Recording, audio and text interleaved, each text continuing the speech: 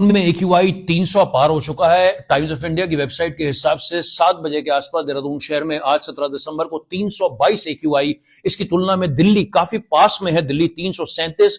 और जो देहरादून शहर में जो सरकार का एकमात्र live air quality monitoring system Doon university में लगा हुआ है, वो 283 एयर क्वालिटी बता रहा है। इंडेक्स वेरी पुअर कैटेगरी में हम लोग पहुंच चुके हैं। इसी के साथ में एप्पल 310 और एनडीटीवी 292, जहां एनडीटीवी 292 देहरादून का AQI बता रहा है, इस समय दिल्ली का 316, यानी देहरादून और दिल्ली के बीच में बहुत बड़ा फासला नहीं है। आपको यह भी बताना चाहूंगा कि जो एकमात्र air quality monitoring station live जो सरकार का है वो दून यूनिवर्सिटी में है।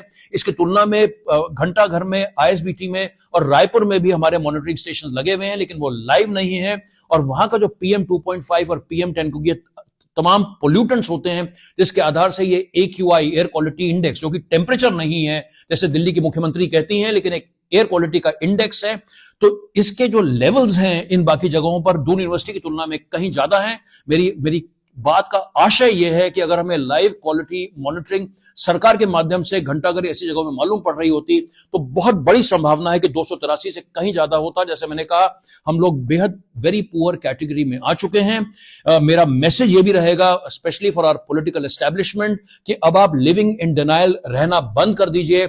आप लोगों को एयर क्वालिटी और AQI के बारे में, इसके प्रिवेंशन के बारे में at the highest levels in government आपको बात करनी चाहिए।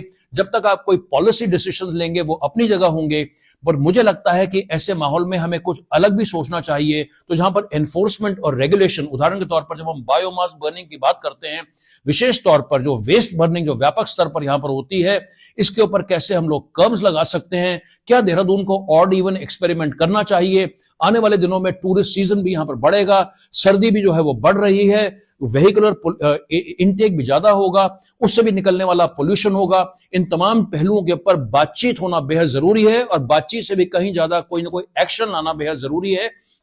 आप भी जो है अपने स्तर पर यह देखिएगा अपनी फैमिली में कि AQI को लेकर के आपको अपने परिवार के एल्डरली लोगों के और सिक लोगों के लिए आप लोगों को क्या प्रिकॉशन लेने की आवश्यकता है। तो इसको लेकर के और अलर्ट और सजग रहिएगा। धन्यवाद। Thank you very much.